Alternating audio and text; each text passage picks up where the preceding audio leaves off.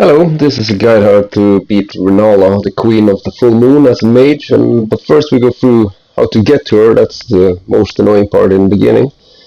You start at the bait parlor and you just run up there. I will show you how to get there unscathed. You just basically need a sword, much those can do, and a shield.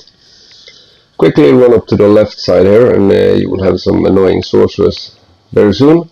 See, there's a guy on the left there blocking your way, so what you do is you dodge left, right, left, right, left, right, and you keep doing this until you get into this corridor, and then you cling to the right and stay to the right all the way so you don't get any projectiles in the back. And here you do the opposite, you do the left side, because if you do the right side you will get hit by these aimbot computers. And then this is guy, sorcerer is the only one you have to care about. Reason you bought the sword is you can whack him without using any mana or losing any blood, and we're basically home free now.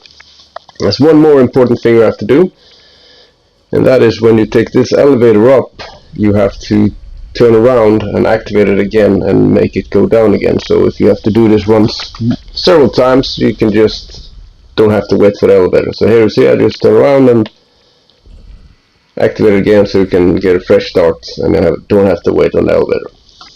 And now for the actual fight. You have to see now, I cut this part of my original video, so I just made a new game.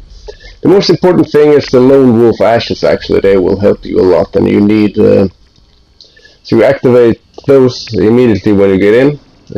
They normally last for both sections of the fight, so no problem there. You take up your shield and then you start running towards the one who's hurling books at you. That's the sign of the ones you want to see. The students, they're in a protected bubble, and you don't need to kill them, just hit them once. That will make the bubble go away. So just run around, see who's hurling books at you, give them a whack. And there are 3 of these, and when you get all 3 down, she will drop down. And then you turn over to a staff. You should use the meteor staff, and you use rock sling, and you pound her with that one.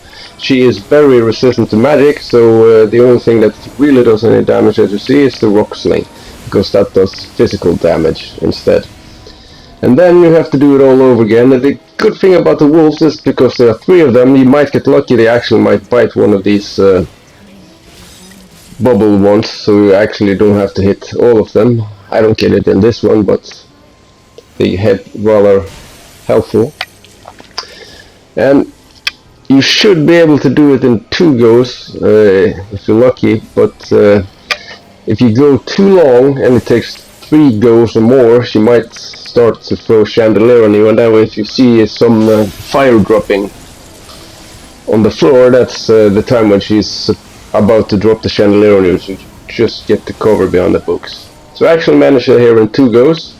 Now for the second phase, this is the most important phase for the wolves, where you brought them. Immediately run straight up to her with your sword and charge her, because you will avoid her beam. And then this also brings the wolves to her, and then it can go away, because they will interrupt her almost all the time, all the phases. So you see there, they interrupt her spells, so you get time to cast your rocks at her.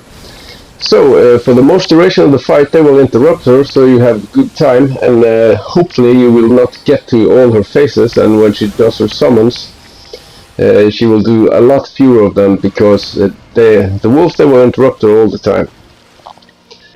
Here you see I get a bit confused, because like these are my wolves or whatever, but she has 3 kind of summons she does. She does a wolf, she does a giant, she does a dragon, and very lucky there, of course. Gotta be lucky sometimes. And you really don't want her to get to that phase where she has all the summons. So as you see, the wolves are the most important part of this, because they keep her really occupied, so you get a real good time to take her down.